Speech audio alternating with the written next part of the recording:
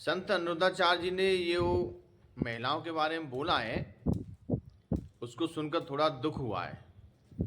ऐसे संत यदि महिलाओं के बारे में इस प्रकार का भाव रखेंगे तो सनातन हिंदू क्या सोचेंगे। उन्होंने एक वीडियो में कहा है कि तुम्हारे पति कितने, ये एक महिला से पूछ रहे हैं। उन्होंने एक वीडियो में कहा है कि तुम अपनी बहन का दूध क्यों नहीं पीते। तो इस प्रकार का आप भाव मातृशक्ति के प्रति रखोगे तो समाज में क्या इज्जत रहेगी। तो मैं तो यही कहना चाहता हूँ अनुरुद्धाचार्य जी से कि आप मातृशक्ति से माफ़ी मांगिए, क्योंकि यदि आप जैसे संत इस प्रकार का भाव रखेंगे तो सनातन हिंदुओं के मन को बहुत ठेस पहुंचेगी। आप वृंदावन के क्या विश्व के जाने माने कथा व्यास हैं और आपको ज्ञान भी बहुत है, लेकिन इस प्रकार की हल्की बात करना, ओछी बात करना, ये बहुत चिंता का विषय है। मेरा नाम है गुंजन शर्मा और मैं मथुरा श्री कृष्ण जन्मभूमि संघर्ष न्यास की मथुरा जिला अध्यक्ष। मेरे पास अभी एक व्हाट्सएप मैसेज आया है जिसमें मैंने देखा कि कैसे एक व्यास गद्दी पर बैठकर कोई ये पूछ सकता है किसी महिला से कि आपके कितने पति हैं, और उसके बाद जब उसने बोला, महिला ने जब बोला कि एक, तो उसका वो मजाक उड़ाते हैं। अनिरुद्धाचार्य जी का ये जो वीडियो मुझे अभी मिला है, मेरी समझ में नहीं आ रहा है। इन धर्म गुरुओं को के नाम पर किसी को भी हम व्यास गद्दी पर बैठा रहे हैं और इनको ये नहीं पता कि क्या बोल रहे हैं। आप सनातनी होकर अगर किसी महिला से उसके पतियों की गिनती पूछ रहे हैं, उसके बाद आप, इसके बाद भी आपको अपने आप पर शर्म नहीं आती, कोई लज्जा नहीं है आपके अंदर, और आप फिर पूछते हैं कि क्या और ज़्यादा होने की संभावना है, क्या भविष्य में और ज़्यादा हो सकते हैं। मेरे को समझ नहीं आता कि ये कहाँ से उनकी मानसिकता ऐसी हो रही है कि आप सनातनी होकर कोई भी कुछ भी बोल दे रहा है, वो नहीं समझ पा रहा कि वो कहाँ बैठा है, उसके जो अनुयायी हैं वो क्या समझेंगे, क्या सोचेंगे।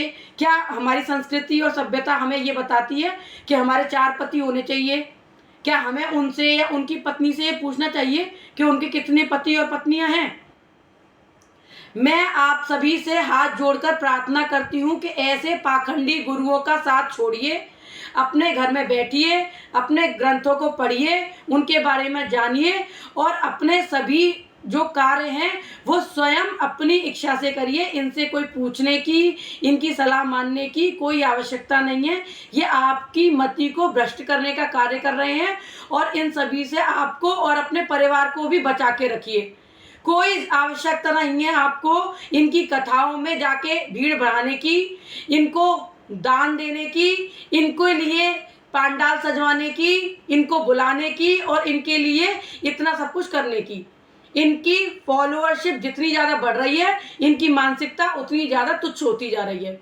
और मैं आप सभी से ये प्रार्थना करती हूँ कि आप अभी संभल जाइए, वरना इन सब की वजह से आप अपने परिवार के लिए बहुत ही दुख भरी सिचुएशन में आ जाएंगे। जैसा आप देख रहे हैं कि आपसे गिनतियां पूछ रहे हैं आपके पतियों की, आपकी पत्नियों की। इसका मतलब आप समझ पा रहे हैं ये क्या चाहते हैं? क्या ये विधर्मियों की कोई चाल है, या ये गुरु ये स्वयं ये सोच रहे हैं, या ये नहीं समझ पा रहे कि ये किस संस्कृति को का प्रचार कर रहे हैं? इनका प्रचार और प्रसार जो हो रहा है वो हिंदू धर्म के बिल्कुल विपरीत है। आप इस बात को समझिए और इन धर्म गुरुओं को जितना हो सके इन सब से अपने आप को दूर रखिए। धन्यवाद। सबको जय श्रीमन नारायण, जय श्री कृष्णा। कुछ दिन पहले एक विधर्मी ने मेरे से एक सवाल किया कि गाय को आप माता कहते हैं तो क्या भैंस को बुआ कहेंगे, बकरी को चाची कहेंगे? इस तरह एक विधर्मी ने मेरे से एक सवाल किया, बड़ा टेढ़ा। तो मैंने उसे समझाया कि भाई देखिए, दूध तो हमारे परिवार में चाची, दादी, नानी सबने अपने अपने बच्चों को दूध पिलाया है, पर जब चुनौती दी जाएगी तो क्या बोला जाएगा? तुमने अपनी माँ का दूध पिया है तो आओ।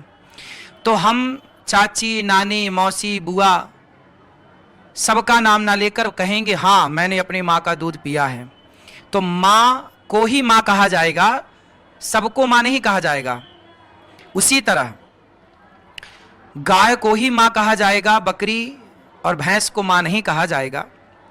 इस पक्ष को रखते हुए, गाय के इस पक्ष को पुष्ट करते हुए समझाने में शब्दों की त्रुटि हुई, जिसके कारण लोगों ने कहा कि ये बात गलत है। बिल्कुल गलत थी, मैंने उसे स्वीकारा है। गाय को माता क्यों कहते हैं? क्योंकि गाय सबका पालन पोषण बच्चे की तरह करती है। उस संदर्भ में मैंने ये बात कही। माना कि कहने में शब्दों की त्रुटि हुई होगी, क्योंकि ये बात बहुत पुरानी है, अब लोगों के सामने आई है। यदि मेरे कहने से, शब्दों की त्रुटि होने से किसी को दुख पहुंचा, मैंने तो गाय का पक्ष रखा। किसी भी प्रकार से ये न केन प्रकारेण मैंने अपना पक्ष ये रखा कि गाय हमारी माता है। दूध भैंस दे या बकरी दे, पर हम तो गाय को ही माता कहते हैं, क्योंकि गाय के दूध में जो गुण है वो किसी के दूध में नहीं है।